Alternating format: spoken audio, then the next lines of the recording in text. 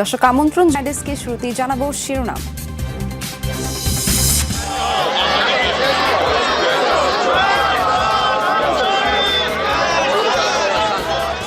পাল্টাপাল্টি বিক্ষোভে উত্তাল ইরান, দেশ রক্ষায় জনগণকে সাথে নিয়ে রাজপথে খোদ প্রেসিডেন্ট। হামলার পরিকল্পনা মাথায় থাকলেও আলোচনার পথ খোলা বলছে ওয়াশিংটন।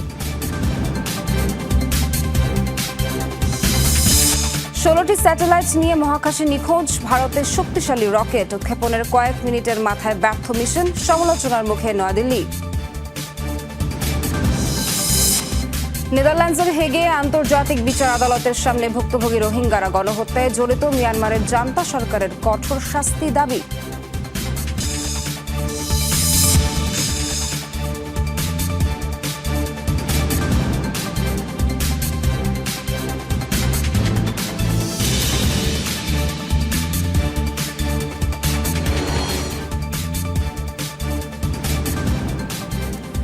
দর্শক আমন্ত্রণ যমুনা ডেস্কে এতক্ষণ শিরোনাম দেখছিলেন, পুরো খবর জানাবো নাবিলা সোহার। ইরান এখন পাল্টাপাল্টি বিক্ষোভে উত্তাল। দেশ জুড়ে সরকার বিরোধী আন্দোলনের প্রতিবাদে সড়কে নেমেছে সরকারপন্থী লাখো মানুষ। বিক্ষোভে অংশ নিয়ে দেশব্যাপী সহিংসতার বিরুদ্ধে স্লোগান দিয়েছেন স্বয়ং প্রেসিডেন্ট মাসুদ পেজিশকিয়ান। হাসপাতালের মর্গগুলোতে জমেছে মরদেহের স্তূপ। এদিকে হোয়াইট হাউস জানিয়েছে ইরানে হামলার বিষয়টি বিবেচনায় থাকলেও আলোচনার পথ খোলা রেখেছে যুক্তরাষ্ট্র। রাজধানী তেহরানের ইনকিলাব স্কোয়ারে জনতার সাথে সামিল ইরানের প্রেসিডেন্ট মাসুদ পেজেশকিয়ান। গত 2 সপ্তাহের লাগাতার বিক্ষোভ সহিংসতার প্রতিবাদে হাজার হাজার মানুষের সাথে র্যালিতে অংশ নিয়েছেন তিনি। ইরান সরকারের সমর্থনে হওয়া র্যালিতে পেজেশকিয়ান ছাড়াও অংশ নেন প্রধান বিচারপতি Gholam Hossein Mohseni, vice president Reza Aref সহ দেশটির ঊর্ধ্বতন কর্মকর্তারা। একই দিন ইরানের বুশের Khorasan, Isfahan, Gilan, Sistan Baluchestan, Bandar Abbas, Chahar মাহাল সহ বহু স্থানে বিক্ষোভ করে সরকারপন্থীরা। কয়েকদিনে টানা ব্ল্যাকআউটের পর সোমবার কিছুটা স্বাভাবিক হয়েছে ইন্টারনেট পরিস্থিতি, আর তাতেই প্রকাশ পাচ্ছে বিক্ষোভকারীদের তাণ্ডবে ক্ষয়ক্ষতির চিত্র। পাশাপাশি হাসপাতালগুলোয় নিরাপত্তা বাহিনীর গুলিতে আহতদের ভিড়, মর্গগুলোতে জমেছে মরদেহের স্তূপ। বিক্ষোভ দমনে দেশজুড়ে ধরপাকড়, হামলা অব্যাহত রেখেছে ইরানের নিরাপত্তা বাহিনী। যুক্তরাষ্ট্র বলছে বিক্ষোভকারীদের পক্ষ নিয়ে ইরানে হামলার বিষয়টি এখনও মার্কিন প্রেসিডেন্ট ডোনাল্ড ট্রাম্পের বিবেচনাধীন, তবে আলোচনার মাধ্যমে সমাধানকে অগ্রাধিকার দেওয়ার পক্ষে তিনি। প্রেসিডেন্ট ট্রাম্পের টেবিলে সব বিকল্পই থাকে, সেগুলোর মধ্যে বিমান হামলাও একটি। তবে কূটনীতি প্রেসিডেন্টের প্রথম পছন্দ। ইরানি শাসকরা প্রকাশ্যে যা বলছেন তা তাদের ব্যক্তিগতভাবে পাঠানো বার্তার চেয়ে সম্পূর্ণ আলাদা। তাদের বার্তাগুলো পর্যালোচনার আগ্রহ রয়েছে প্রেসিডেন্টের। এমন পরিস্থিতিতে খামেনি প্রশাসনকে চাপে ফেলতে নতুন নিষেধাজ্ঞা আরোপের হুঁশিয়ারি দিয়েছে ইউরোপীয় ইউনিয়ন। বিপুল প্রাণহানির নিন্দা জানিয়েছে অস্ট্রেলিয়া। মোস্তফা মাহমুদ, যমুনা নিউজ। ইরানে চলমান সরকার বিরোধী বিক্ষোভ সহিংসতায় কমপক্ষে 12,000 মানুষের প্রাণহানির অভিযোগ উঠেছে। একাধিক সূত্রে বরাতেই তথ্য দিয়েছে সংবাদ মাধ্যম ইরান ইন্টারন্যাশনাল।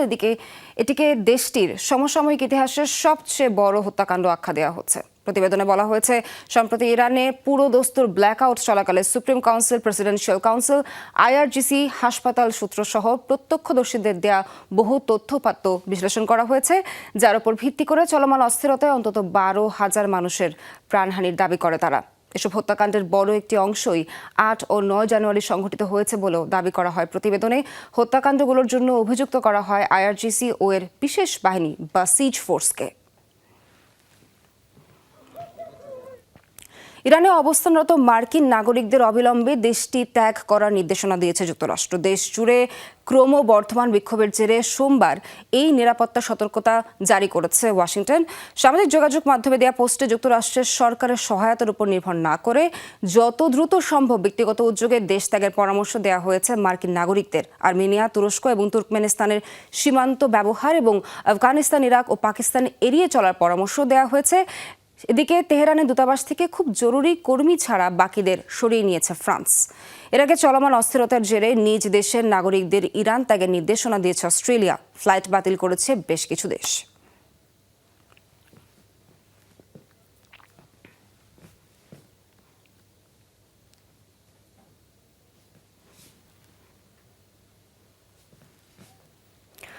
এবার মার্কিন প্রেসিডেন্ট ডোনাল্ড ট্রাম্পকে পাল্টা হুমকি দিলেন ইরানের সর্বোচ্চ ধর্মীয় নেতা আয়াতুল্লাহ আলী খামেনি। সামাজিক যোগাযোগ মাধ্যম এক্সে দেয়া পোস্টে যুক্তরাষ্ট্রকে প্রতারণামূলক কর্মকাণ্ড বন্ধ করতে বলেন তিনি। বিশ্বাসঘাতক ভাড়াটেদের ওপর নির্ভরতা বন্ধ সতর্কতা জারি করেন খামেনি। তার দাবি, শত্রুদের মুখোমুখি হয়ে নিজেদের দৃঢ় সংকল্প এবং পরিচয় তুলে ধরেছে মহান ইরানি জাতি। 1989 সাল থেকে দেশটির সর্বোচ্চ ধর্মীয় নেতার আসনে রয়েছেন 86 বছর বয়সী খামেনি।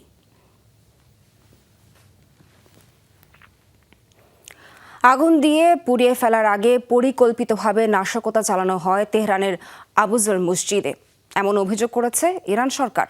দেশটির বিভিন্ন সংবাদ মাধ্যমে প্রকাশিত নতুন একটি সিসিটিভি ফুটেজে দেখা যায়, গত বৃহস্পতিবার কালো পোশাক পরা এক দল ব্যক্তি মসজিদের ভেতরে প্রবেশ করে ভাঙচুর চালায়। তাদের মধ্যে একজনকে নজরদারি ক্যামেরা ভাঙচুর করতে দেখা যায়। এ সময় মুসলিমদের পবিত্র গ্রন্থ কোরআন শরীফকে অসম্মানও করে তারা। এর একদিন পর শুক্রবার মসজিদটিতে আগুন জ্বালিয়ে দেওয়া হয়। 2 সপ্তাহের আন্দোলনে ইরানে ধর্মীয় স্থাপনার পাশাপাশি সরকারি বেসরকারি স্থাপনাতেও ব্যাপক ভাঙচুর চালিয়েছে বিক্ষোভকারীরা।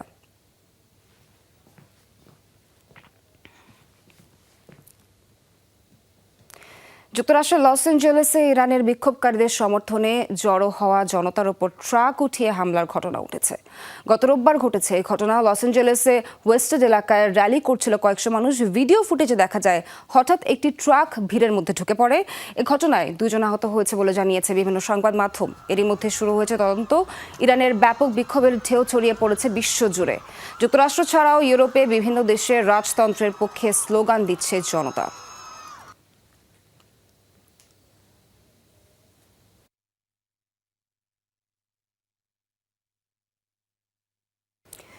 ইরানে বড় ধরনের সামরিক হামলা চালাতে প্রস্তুত মার্কিন বাহিনী। এরই মধ্যে কাতারের আল উদেইদ বিমান ঘাঁটিতে B-52 বোমারু বিমান মোতায়েন করা হয়েছে। এর পাশাপাশি ইরানে সাইবার হামলা চালানোর পরিকল্পনাও চলছে। মার্কিন গণমাধ্যম CBS-কে দেয়া সাক্ষাৎকারে এসব তথ্য জানিয়েছেন মার্কিন 2 সেনা কর্মকর্তা। তবে হামলার সময়সীমা আর লক্ষ্যবস্তু নিয়ে কিছু স্পষ্ট করা হয়নি। কাতারের আল উদেইদ বিমান ঘাঁটি মধ্যপ্রাচ্যের সবচেয়ে বড় এই মার্কিন ঘাঁটির অবস্থান ইরান থেকে 300 কিলোমিটারের মধ্যে, যেখানে হঠাৎ করে বেড়েছে সামরিক তৎপরতা।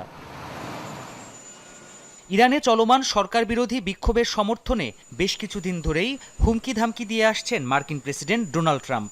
তার হুঁশিয়ারি, আন্দোলন দমাতে খামেনি প্রশাসন শক্তি প্রয়োগ করলে দেশটিতে সেনা অভিযান চালাবে ওয়াশিংটন। সেই হুঁশিয়ারি যেন বাস্তবায়নের পরিকল্পনা হাতে নিয়েছে মার্কিন প্রশাসন। একাধিক সূত্রের বরাতে বিভিন্ন গণমাধ্যম বলছে, রোববার থেকে কাতারের আল উদেইদ বিমান ঘাঁটিতে B-52 বোমারু সহ একাধিক কৌশলগত ও অ্যাটাক ফাইটার জেট মোতায়েন করেছে ওয়াশিংটন। মার্কিন গণমাধ্যম CBS নিউজের প্রতিবেদনে একাধিক মার্কিন কর্মকর্তার বরাতে জানানো হয়, পরিকল্পনা নিয়ে হোয়াইট হাউসে বিস্তারিত আলোচনা করছে মার্কিন প্রেসিডেন্টের নিরাপত্তা দল। কর্মকর্তারা জানান, ইরানে সাইবার ও মনস্তাত্ত্বিক যুদ্ধ কৌশল প্রয়োগ করে হামলার পরিকল্পনা করছে ওয়াশিংটন। বৈঠকে সেনা অভিযানের পাশাপাশি ইরানের সাইবার হামলা ইস্যুতেও আলোচনা হয়েছে। তবে কোন ধরনের স্থাপনায় হামলা করা হবে তা এখনও স্পষ্ট নয়। এদিকে হোয়াইট হাউসের প্রেস সেক্রেটারি ক্যারোলিন লেভিটো এই ধরনের পরিকল্পনার কথা জানান। তিনি বলেন, মার্কিন সেনাপ্রধানের সামনে ইরানে হামলার বেশ কিছু পরিকল্পনা রয়েছে। মার্কিন প্রেসিডেন্টের সম্মতি মাত্রই তা কার্যকর করবে পেন্টাগন। কাতারের রাজধানী দোহা থেকে আল উদেইদ বিমান ঘাঁটির দূরত্ব 35 কিলোমিটার। সেখানে 10,000-এরও বেশি মার্কিন সেনা মোতায়েন রয়েছে বলে জানা যায়। প্রাণপ্রতিম কুণ্ডু, যমুনা নিউজ। ইরানের সাথে বাণিজ্যিক সম্পর্ক রাখলে যে কোনো দেশকে দিতে হবে 25% শুল্ক। এবার নতুন এই হুমকি দিলেন মার্কিন প্রেসিডেন্ট ডোনাল্ড ট্রাম্প। অবিলম্বে এই শুল্ক কার্যকরের কথাও বলেন তিনি। সামাজিক যোগাযোগ মাধ্যম ট্রুথ সোশ্যালে দেয়া পোস্টে জানান, তার এই ঘোষণাই চূড়ান্ত। ইরান যখন সরকার বিরোধী আন্দোলনে উত্তপ্ত, তখনই এমন শুল্কের ঘোষণা তেহরানের উপর চাপ সৃষ্টি করতে পারে বলে মনে করছেন কোনো বিশ্লেষক। ইতিমধ্যে যুক্তরাষ্ট্র, জাতিসংঘ এবং ইউরোপীয় ইউনিয়নের আরোপিত কঠোর নিষেধাজ্ঞার কারণে আন্তর্জাতিকভাবে বিচ্ছিন্ন ইরান। দেশটির প্রধান বাণিজ্য সহযোগী হল চীন, তুরস্ক, সংযুক্ত আরব আমিরাত ও ইরাক। 16টি স্যাটেলাইট নিয়ে মহাকাশে হারিয়ে গেল ভারতের শক্তিশালী রকেট। উৎক্ষেপণের কয়েক মিনিটের মাথায় যান্ত্রিক গোলযোগে ব্যর্থ হয় ইন্ডিয়ান স্পেস রিসার্চ অর্গানাইজেশন ইসরোর মিশন। এ নিয়ে টানা দ্বিতীয়বারের মতো অসফল হলো ভারতের নিজস্ব প্রযুক্তিতে তৈরি পিএসএলভি রকেট, যা ঘিরে আবারও সমালোচনার মুখে নয়াদিল্লি। সোমবার স্থানীয় সময় সকাল 10:18 অন্ধ্রপ্রদেশের শ্রীহরিকোটার সতীশ ধাওয়ান স্পেস সেন্টার থেকে একটি পর্যবেক্ষণ ও 15টি কো প্যাসেঞ্জার স্যাটেলাইট সহ কক্ষপথের উদ্দেশ্যে যাত্রা শুরু করে 260 টনের পিএসএলভি রকেট যান।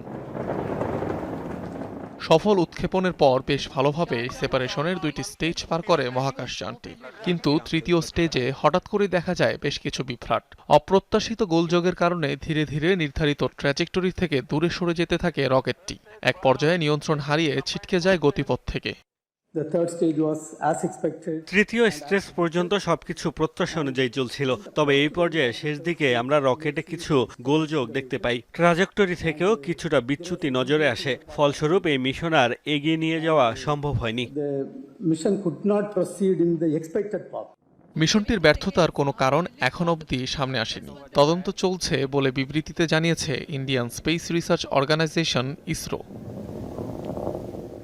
গেল বছর উৎক্ষেপণের তৃতীয় স্টেজে গিয়ে একইভাবে ব্যর্থ হয় ভারতের পিএসএলভি রকেটের মিশন। 64টি লঞ্চিং ইতিহাসের মধ্যে এ যাবৎ 5 বার ব্যর্থতার মুখ দেখেছে মহাকাশযানটি। ভারতের স্পেস প্রোগ্রামের মূল কেন্দ্রবিন্দু পোলার স্যাটেলাইট লঞ্চ ভেহিকেল অথবা পিএসএলভি রকেট। চন্দ্রায়ন কিংবা মঙ্গলায়নের মতো আলোচিত মিশনগুলোতে সফলতার প্রমাণ দিয়ে ব্যাপক সুখ্যাতি পায় মহাকাশযানটি, যার গেল অর্ধশতাধিক মিশনে 90%-এরও বেশি সফলতার হার। তেজাস যুদ্ধবিমানের নির্মাতা হিন্দুস্তান অ্যারোনটিক্স লিমিটেড বর্তমানে যৌথভাবে তৈরি করে এই রকেট। অনিক রহমান, যমুনা নিউজ। মিয়ানমারে রোহিঙ্গা গণহত্যায় জড়িতদের কঠোর শাস্তির দাবি জানিয়েছে ভুক্তভোগীরা। সোমবার নেদারল্যান্ডসের হেগ শহরে অবস্থিত আন্তর্জাতিক বিচার আদালতের সামনে জড়ো হন তারা। এ সময় তাদের উপর ঘটা অমানবিক নির্যাতনের বিবরণ তুলে ধরেন। আদালতের কাছে দোষীদের বিরুদ্ধে বাস্তব পদক্ষেপ নেয়ার দাবি জানান তারা। এদিন আন্তর্জাতিক বিচার আদালতে প্রথম দিনের শুনানি অনুষ্ঠিত হয়। মিয়ানমারের বিরুদ্ধে যুক্তি তুলে ধরে বিরোধী পক্ষ গাম্বিয়া। 2017 সালের 25 আগস্ট কফি আনানের নেতৃত্বাধীন উপদেষ্টা কমিশন রাখাইন রাজ্য নিয়ে মিয়ানমার সরকারের কাছে একটি প্রতিবেদন জমা দেয়। পরদিন মিয়ানমারের রাখাইন রাজ্যের পুলিশ চৌকি ও সেনা শিবিরে হামলার ঘটনা ঘটে। এ ঘটনার জন্য রোহিঙ্গা মুসলিমদের দায়ী করে তাদের উপর পাল্টা আক্রমণ চালায় মিয়ানমার সেনাবাহিনী আর রাজ্যটির উগ্রবাদী বৌদ্ধরা।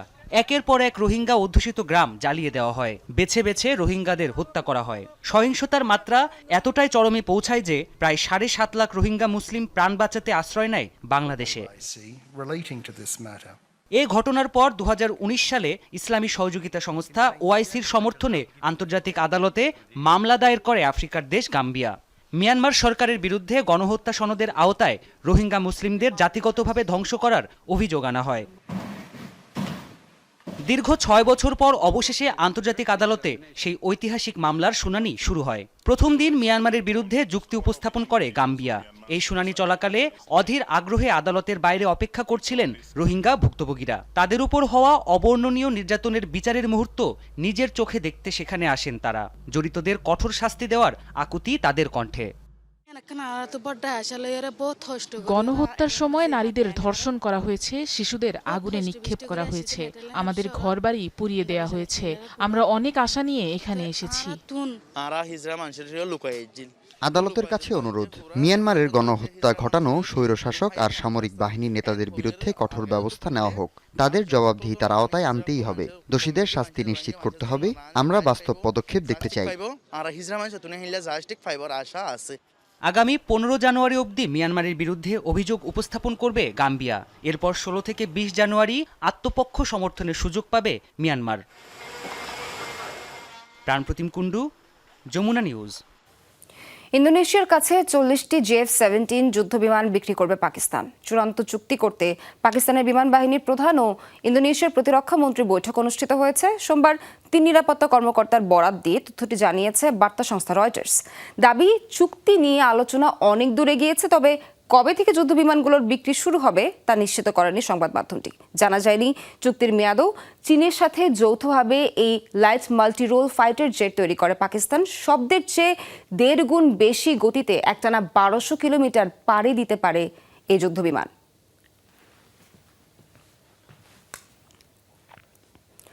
আবারও রুদ্রমূর্তি ধারণ করেছে হাওয়াই দ্বীপের কিলাউয়া আগ্নেয়গিরি। জ্বালামুখ থেকে বের হচ্ছে লাভার কুণ্ডলী, এরই মধ্যে ধোঁয়া এবং ছাইয়ের আস্তরণ যা কয়েক মিটার পর্যন্ত উঁচুতে উঠে ছড়িয়ে পড়েছে। বিশ্বের সবচেয়ে সক্রিয় আগ্নেয়গিরিগুলোর একটি কিলাউয়া। শনিবার থেকে ভয়ঙ্কর লাভার উদ্গীরণ হচ্ছে আগ্নেয়গিরির জ্বালামুখ থেকে। যেন রক্তিম আগুনের ফোয়ারা ছুতে চাইছে আকাশ। হাওয়াই দ্বীপপুঞ্জের বুক চিরে জীবন্ত হয়ে উঠেছে কিলাউয়া আগ্নেয়গিরি। লালচে আভা ছিটকে পড়ছে গহ্বরের দেয়ালে। প্রশান্ত মহাসাগরীয় এলাকায় দানবীয় আগ্নেয়োৎপাতের এই দৃশ্য যেন প্রকৃতির আঁকা ভয়ঙ্কর এক সৌন্দর্য। সুপ্ত কিলাউয়া জেগে উঠেছিল গত মাসের শেষেই। থেমে থেমে চলছিল আগ্নেয়োৎপাত। শনিবার থেকে শুরু হয় ভয়াবহ বিস্ফোরণ। জ্বালামুখ থেকে ঠিকরে ২০ ফুট পর্যন্ত উঁচুতে উঠে যায় ফুটন্ত লাভা। রাতের অন্ধকার ফুঁড়ে ছড়িয়ে পড়ে তরল আগুন। যুক্তরাষ্ট্রের ভূতাত্ত্বিক জরিপ সংস্থা USGS জানিয়েছে, উত্তর ও দক্ষিণ দুটি মুখ দিয়ে লাভা ছড়াচ্ছে এই আগ্নেয় দানব। কিলাউয়া বিশ্বের সবচেয়ে সক্রিয় আগ্নেয়গিরিগুলোর একটি। অস্মিতা বিশ্বাস, যমুনা নিউজ। চলতি বছরের সবচেয়ে ভয়াবহ রুশ হামলায় কেঁপে উঠল ইউক্রেন। রাজধানী কিয়েভ ও খার্কিভে দুটি শহরে চালানো হয়েছে হামলা। এর মধ্যে খার্কিভে প্রাণ গেছে কমপক্ষে 4 জনের, আহত হয়েছে আরও 6 জন। ইউক্রেন জানায় মাত্র 1 ঘন্টায় ছোড়া হয়েছে প্রায় 20টি ক্ষেপণাস্ত্র। হামলায় বেশ কয়েকটি স্থাপনা গুঁড়িয়ে দিয়েছে রাশিয়া। ধ্বংসস্তূপ সরিয়ে চলছে উদ্ধার কাজ। খার্কিভে এখন পর্যন্ত 30 জনকে জীবিত উদ্ধার করা হয়েছে। সম্প্রতি শান্তি আলোচনার মধ্যে ইউক্রেন জুড়ে হামলার তীব্রতা বাড়িয়েছে রাশিয়া। নিয়মিতই ছুটছে মুহুর্মুহু ড্রোন, মিসাইল।